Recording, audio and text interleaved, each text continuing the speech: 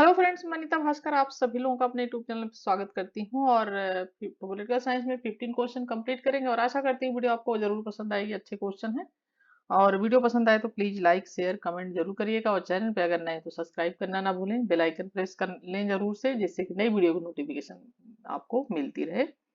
तो इसी के साथ साथ और जो आगे आने वाला एग्जाम है, जो देखिए जून में आपका यूजी नेट का एग्जाम होगा और 100% होना है एग्जाम जून में फिर से। तो अच्छी तरीके से तैयारी करें। यूजी नेट टीजीटी पीटी आदि सभी की तैयारी करें, एग्जाम की डेट कभी भी आ जाती है। और चलिए 15 क्वेश्चन कंप्लीट करते हैं, सारे क्वेश्चन जरूर देखें और फर्स्ट क्वेश्चन पे चलते हैं। और फर्स्ट क्वेश्चन है सूची फर्स्ट को सूची सेकंड से सुमेल करना है यहाँ पे। तो क्वेश्चन देखते हैं। सूची फर्स्ट और second, Mabbott, freedom a new analysis, Maurice Cranston, the constitution of liberty, Berlin, the state and citizen, Hayek, four essays on liberty. ठीक है। और इसमें सुमेल करेंगे तो देखिए ए का हो जाएगा 3, यानी Mabbott the state and citizen. Maurice Cranston ए हो जाएगा 1, freedom a new analysis. Berlin ये हो जाएगा 4, फार एसेज ऑन लिबर्टी। और हेक ये हो जाएगा the state and citizen. Right option यहाँ पे क्या आ जाएगा? ए का 3, बी का 1, सी का 4, डी का 2, ऑप्शन बी।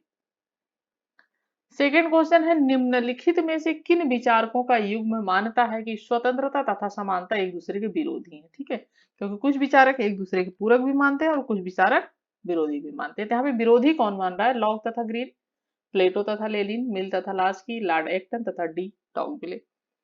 और यहाँ पे राइट ऑप्शन क्या हो जाएगा? ऑप्शन डी, लॉर्ड एक्टन तथा डी टॉगविले।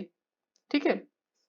देखिए लास्की ने लिखा है कि डी टॉगविले और लॉर्ड एक्टन के मस्तिष्क में स्वतंत्रता के प्रति उत्कृष्ट अभिलाषा होने के कारण ही उनके द्वारा स्वतंत्रता और समानता को परस्पर विरोधी समझा गया। एक बार से फिर से रिपीट कर देती हूँ कि लास्की ने क्या लिखा है कि जो डी, यहाँ पे डी टॉगविले है, तो डी टॉगविले और लॉर्ड एक्टन, ठीक है, लॉर्ड एक्टन और डी टॉगविले के मस्तिष्क में स्वतंत्रता के प्रति उत्कृष्ट अभिलाषा, ठीक है, स्वतंत्रता के प्रति उत्कृष्ट अभिलाषा जो है वो अभिलाषा होने के कारण ही उनके द्वारा स्वतंत्रता और समानता को परस्पर विरोधी समझा गया। ठीक है, क्या समझा गया? परस्पर एक दूसरे का विरोधी समझा गया। किंतु यह गलत निष्कर्ष है और उनके द्वारा समानता का तात्पर्य गलत रूप लेने के कारण ही ऐसा किया गया। तो लास्की ने लिखा है लॉर्ड एक्टर और डी टॉगविले के बारे में। तो ये दोनों क्या है?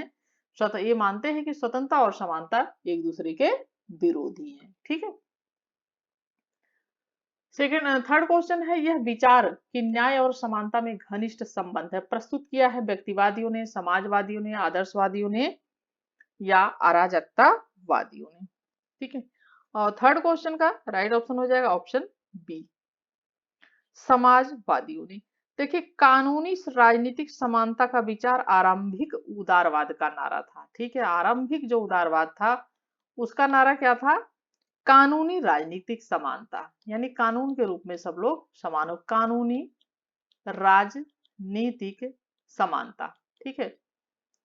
और सामाजिक आर्थिक समानता का विचार समाजवाद के लक्ष्य के रूप में प्रस्तुत किया गया था और सामाजिक न्याय और समानता के विचार घनिष्ठ रूप से समाजवादी लक्ष्य के रूप में अपनाए गए थे। तो यह विचार कि न्याय और समानता में घनिष्ठ संबंध प्रस्तुत किया था किसने? समाजवादियों ने प्रस्तुत किया था। फोर्थ है क्वेश्चन, अन्याय का जन्म वहां होता है जहां समान लोगों के साथ असमान व्यवहार किया जाता है और इसी तरह जब असमानों के साथ व्यवहार किया जाता है। यह कथन किसका है? प्लेटो, अरस्तु, सिसरो, सिनेका। राइट ऑप्शन यहाँ पे बी हो जाएगा, अरस्तु। अरस्तु ने न्याय का यह अर्थ स्पष्ट किया है कि समान लोगों के साथ समान बर्ताव किया जाए, यानी जो लोग समान हो, एक समान हो, उनके साथ क्या किया जाए? समान लोगों के साथ समान जो है ये बर्ताव किया जाए, समान व्यवहार या बर्ताव कर सकते हैं, तो ये किया जाए। और असमान लोगों के साथ असमान बर्ताव किया जाए और जो असमान लोग हैं, ठीक है, यानी असमान है, उनके साथ असमान बर्ताव किया जाना चाहिए। ठीक है।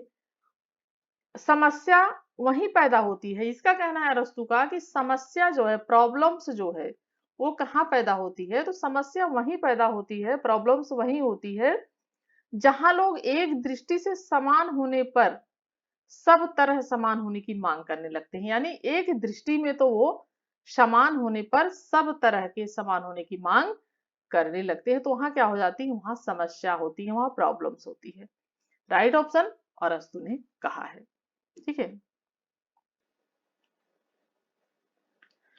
फिफ्थ क्वेश्चन है, निम्नलिखित में से कौन सा कथन व्यक्तिवाद से संबंधित है? राज्य पृथ्वी पर ईश्वर का अवतार है, ये कौन मानता है? ये आदर्शवादी मानते हैं। ठीक है, ये आदर्शवादी विचारक हैं, वो जो मानते हैं कि राज्य पृथ्वी पर क्या है? ईश्वर का अवतार है, अवतरण है। राज्य एक आवश्यक बुराई है, राज्य तिरोहित हो जाएगा, राज्य एक नैतिक संस्था। तो व्यक्तिवादी मानते हैं राज्य को एक आवश्यक बुराई। ठीक है, ऑप्शन बी सही हो जाएगा, क्योंकि व्यक्तिवादियों का कहना है कि राज्य जो है वो आवश्यक भी है, लेकिन वह क्या है? एक आवश्यक बुराई है। यानी अच्छाई नहीं मानते हैं कि, लेकिन आवश्यक भी है, लेकिन क्या है? वो एक बुराई है, क्योंकि इनका कहना है व्यक्तिवादियों की राज्य जो है व्यक्ति के अधिकारों को क्या करता है? उसको सीमित कर देता है। ठीक है, तो यहाँ पे व्यक्तिवादी कहते हैं कि राज्य एक आवश्यक बुराई है, और राज्य पृथ्वी पर अवतार है, यह कथन किसका है? ये हीगल का कथन है। ठीक है, हीगल क्या है? आदर्शवादी विचारक हैं। और राज्य तिरोहित हो जाएगा, यह कथन साम्यवादी विचारधारा से संबंधित है। ठीक है, राज्य तिरोहित हो जाएगा, ये किस विचारधारा से है? ये साम्यवादी विचारधारा से है। ठीक है, और राज्य एक नैतिक संस्था है, यह कथन आदर्शवादी मानते हैं इसे। ठीक है, तो आदर्शवादी राज्य पृथ्वी पर ईश्वर का अवतार है, राज्य जो है नैतिक संस्था, ये आदर्शवादी मानते हैं, और राज्य का आवश्यक बुराई ये व्यक्तिवादी मानते हैं, राज्य तिरोहित हो जाएगा ये साम्यवादी मानते हैं। ठीक है, यानी एक तरीके से राज्य धीरे धीरे, इनका कहना साम्यवादियों के राज्य धीरे धीरे समाप्त हो जाएगा।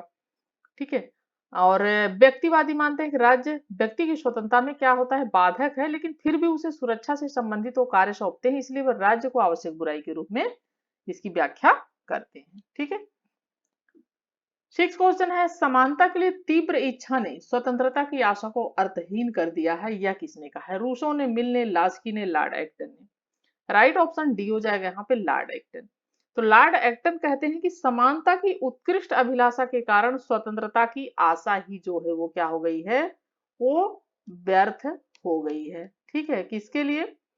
यानी समानता की तीव्र इच्छा, अगर समानता की बहुत अधिक तीव्र इच्छा यानी सभी समान हो, तो वो स्वतंत्रता नहीं रह जाएगी वहां, या इनका कहना यह है। यानी अगर समानता की हम वो करते हैं बात कि सभी लोगों को समान समझा जाएगा, तो वहां पे स्वतंत्रता क्या है? वो समाप्त हो जाएगी, उसका मतलब नहीं बनेगा, ये कहना है इसका, लॉर्ड एक्टन का। ठीक है, नेक्स्ट है, ये थ्योरी ऑफ जस्टिस पुस्तक का केंद्रभूत तर्क है कि ए ऑप्शन है कि न्याय अवसरों की समानता के अतिरिक्त और कुछ नहीं है। बी ऑप्शन है नागरिक स्वतंत्रता और राजनीतिक अधिकार न्याय की आवश्यक दशाएं हैं। सी ऑप्शन है सामाजिक और आर्थिक असमानताएं हैं, उसी दशा में न्याय उचित मानी जा सकती है, जबकि वे न्यूनतम संपन्न व्यक्ति के हित में हो। डी है न्याय का अर्थ है कानून का शासन और न्यायपालिका की सर्वोच्चता। ठीक है, राइट ऑप्शन यहाँ पे क्या हो जाएगा? ऑप्शन सी हो जाएगा। रॉल्स ने अपनी विख्यात कृति, किसकी कृति है ये? रॉल्स। ठीक है, ये रॉल्स, जॉन रॉल्स। तो रॉल्स की ये कृति है, रचना है, ये थ्योरी ऑफ जस्टिस में न्याय के तीन सिद्धांत, समान स्वतंत्रता का सिद्धांत, अवसर की उचित समानता का सिद्धांत। कौन कौन से सिद्धांत? एक तो देखिए समान स्वतंत्रता का सिद्धांत। ठीक है, दूसरी बात इन्होंने करी है जो है अवसर की उचित समानता, यानी सबको उचित अवसर मिलना चाहिए, जैसे कि हमारे संविधान में है। और बाकी समान स्वतंत्रता की बात, सबको समान स्वतंत्रता मिलनी चाहिए। और उसके साथ इन्होंने बात करी है भेद मूलक सिद्धांत। तीसरा क्या है? भेद मूलक सिद्धांत। तो इन्होंने समानता का सिद्धांत और अवसर की उचित समानता का सिद्धांत और भेद मूलक सिद्धांत का वर्णन किया है। भेद मूलक सिद्धांत जो है यह मांग करता है कि प्रारंभिक वस्तुओं के समान वितरण से किसी भी तरह की छूट को तभी उचित ठहराया जा सकता है जब यह सिद्ध किया जा सके कि इससे हीनतम स्थिति वाले मनुष्यों को अधिकतम लाभ हुआ। यानी जो वस्तुएं हैं, ठीक है, उनके विवरण से किसी भी तरीके की छूट को तभी उचित ठहराना चाहिए, तभी उचित कहना चाहिए जब यह क्या हो? ठीक है, जब इससे यह पता चले कि जो हीन व्यक्ति हैं उनकी स्थिति में मनुष्यों को अधिकतम लाभ, अर्थात किसी व्यक्ति की असाधारण योग्यता ठीक है, किसी व्यक्ति की जो है असाधारण योग्यता जो है, ठीक है, किसी व्यक्ति की, इसमें बात कर रहे हैं कि किसी व्यक्ति की असाधारण योग्यता और परिश्रम के लिए विशेष पुरस्कार तभी न्याय संगत होगा जब उससे समाज को दीनहीन व्यक्तियों को अधिकतम लाभ पहुंचे। जो गरीब व्यक्ति हैं, दीनहीन व्यक्ति हैं, उनको अधिक लाभ पहुंचे। राइट ऑप्शन हो जाएगा ऑप्शन सी, इनका तर्क है। नेक्स्ट है, निम्न में से किसको हस्तक्षेप का सिद्धांत भी कहा जाता है? व्यक्तिवाद को, समाजवाद को, उपयोगितावाद को, आदर्शवाद को? राइट ऑप्शन यहाँ पे ए हो जाएगा, ठीक है, ऑप्शन ए, व्यक्तिवाद। तो देखिए, हस्तक्षेप का सिद्धांत, तो उदारवाद का जो आरंभिक रूप है वो व्यक्तिवाद था, ठीक है, उदारवाद जो था वो आरंभिक रूप इसका व्यक्तिवाद था, और इसने मुक्त बाजार व्यवस्था, समान हित का उपयुक्त साधन मानते हुए राज्य के अहस्तक्षेप, यानी राज्य अहस्तक्षेप यानी कम से कम हस्तक्षेप राज्य करे व्यक्ति के कार्यों में, ठीक है, तो हस्तक्षेप नीति का समर्थन किया था व्यक्तिवाद ने।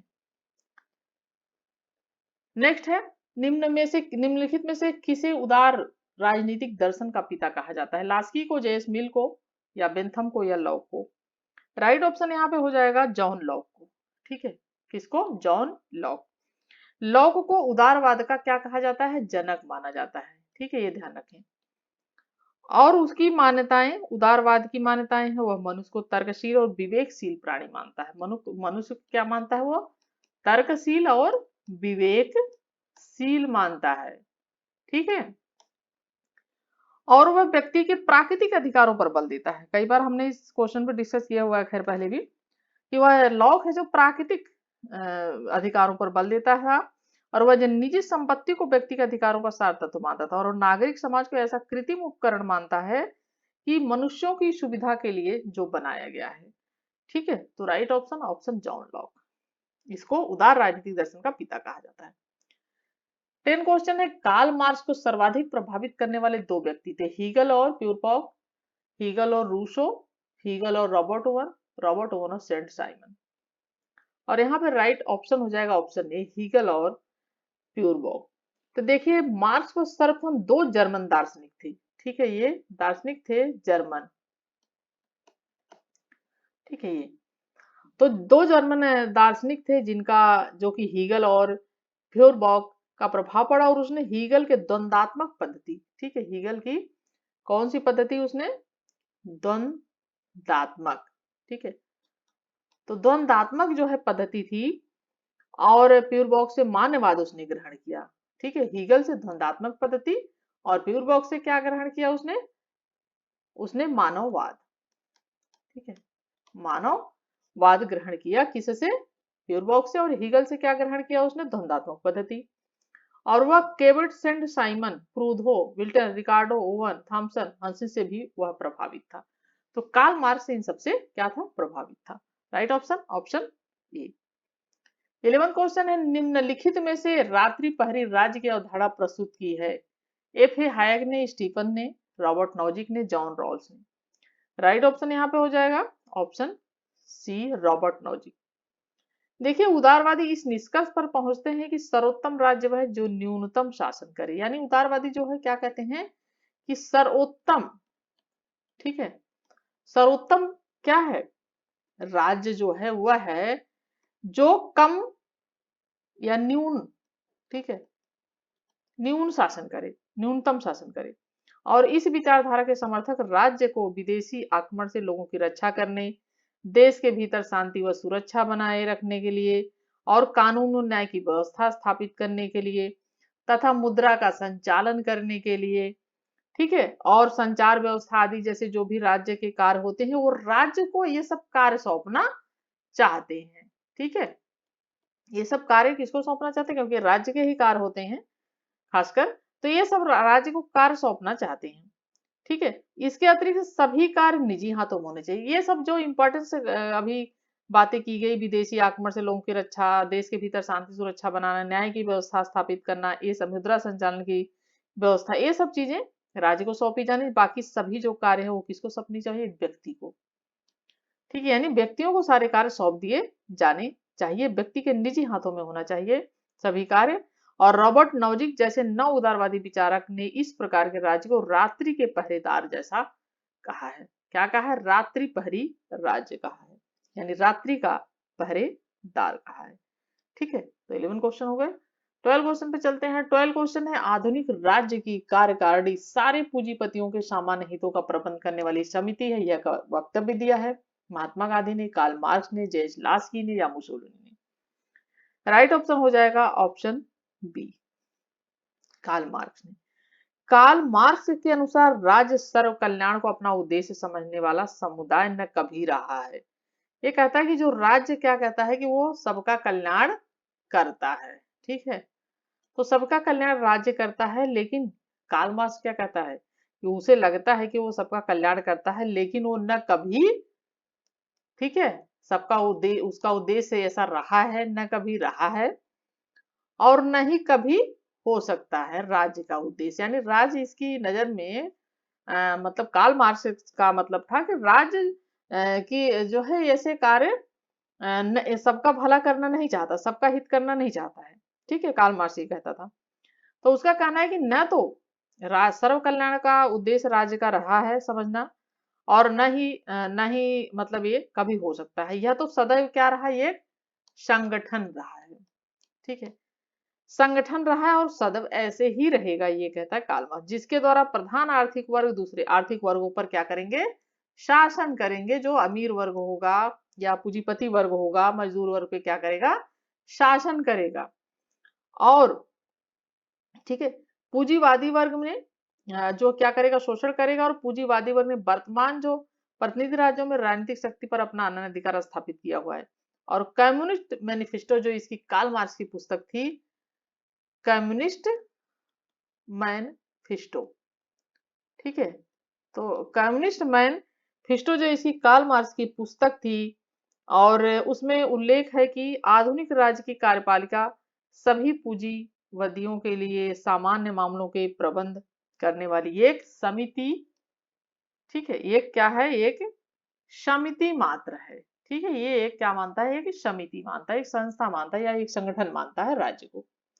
तो ये बात किसकी है? कार्ल मार्क्स की। Option B right. 13 क्वेश्चन है, उदारवाद का प्रतिवाद है। न उदारवाद, गांधीवाद, समाजवाद या आदर्शवाद? उदारवाद का प्रतिवाद पूछा है। तो देखिए राइट ऑप्शन इसका क्या हो जाएगा? ऑप्शन सी हो जाएगा, समाजवाद रहा है। यानी परंपरागत उदारवाद और नव उदारवाद की मान्यताएं क्या है? एक जैसी हैं। गांधीवाद को मानवीय चेहरे के साथ पूंजीवाद की संज्ञा दी जाती है। उदारवाद और आदर्शवाद में व्यक्ति और राज्य के संबंध में तो मतभेद है। यानी उदारवाद और आदर्शवाद में व्यक्ति और क्या? राज्य, इनके संबंध जो है, रिलेशंस जो है, ठीक है, तो इसमें क्या है? मतभेद है, किंतु आर्थिक व्यवस्था या शासन के तरीके क्या है? एक जैसे हैं। ठीक है, एक जैसे हैं। और उदारवाद और समाजवाद में लक्ष्यों तथा संस्था व्यवस्थागत दोनों अंतर है, इसलिए उदारवाद का प्रतिवाद समाजवाद होता है। ठीक है, तो right option option C. Euro समाजवाद, यूरो साम्यवाद। ठीक है, यूरो साम्यवाद शब्द के प्रथम प्रयोग का श्रेय किसे दिया जाता है? सांटियागो कैरलासे को, एक बारबेरी को, ई बर्नस्टीन को, एनरिको बर्लिगर को? और इसका राइट ऑप्शन हो जाएगा ऑप्शन डी। ठीक है, ऑप्शन डी हो जाएगा। देखिए जुलाई 1975, ठीक है, जुलाई 1975, 1975, पोर्ट डी पेंटिन, ठीक है, पोर्ट डी पेंटिन। तो पोर्ट डी पेंटिन नामक स्थान पर इटली फ्रांसीसी गोष्ठियों श्रृंखला में चर्चाओं में इटली के महान साम्यवादी नेता एनरिको बर्लिगर, कहा? इटली। तो बर्लिगर ने इस नाम का प्रयोग किया था, यूरो साम्यवाद का प्रयोग किया था एनरिको बर्लिगर ने। ठीक है, इटली। और 1975 में पोर्ट डी पेंटिन नामक स्थान इटली में। ठीक है, 15 और लास्ट क्वेश्चन है कि व्यवस्थापिका को अधिक जन प्रतिनिधात्मक बनाने के लिए जेस मिल ने संस्तुति दी। आनुपातिक प्रतिनिधित्व की, महिला एकाध मताधिकार की, सीएस शिक्षकों के लिए बहुल मताधिकार की, उपरोक्त सभी की, और 15 क्वेश्चन का राइट ऑप्शन ऑप्शन डी हो जाएगा, उपरोक्त सभी। ठीक है, क्या हो जाएगा? उपरोक्त सभी। यानी व्यवस्थापिका को अधिक जनप्रतिनिधित्वात्मक बनाने के लिए जेएस मिल ने संसदीय आनुपातिक प्रतिनिधित्व की, महिला मताधिकार की, शिक्षकों के लिए बहुल मताधिकार की। ठीक है, तो जेएस मिल ने आनुपातिक महिला मताधिकार का इसलिए समर्थन किया क्योंकि इससे मतदाताओं को प्रत्येक भाग का प्रतिनिधित्व मिल जाता है। ठीक है, महिलाओं से भी और आनुपातिक प्रतिनिधि, इन सबसे क्या होता है कि प्रतिनिधित्व और प्रजातंत्र में अच्छे प्रतिनिधियों के चुनाव के लिए बहुल मताधिकार। ठीक है, बहुल जो मताधिकार है यहाँ पे अच्छे उनका समर्थन भी मिल जाता है। तो उपयुक्त सभी का इन्होंने क्या किया है, जेएस मिल ने समर्थन किया है। तो राइट ऑप्शन ऑप्शन डी है, उपरोक्त सभी। और 15 क्वेश्चन कंप्लीट होते हैं। आशा करती हूँ वीडियो आपको पसंद आई तो प्लीज लाइक शेयर कमेंट जरूर करें। चैनल पे नए तो सब्सक्राइब कर लें। Thank you for watching video.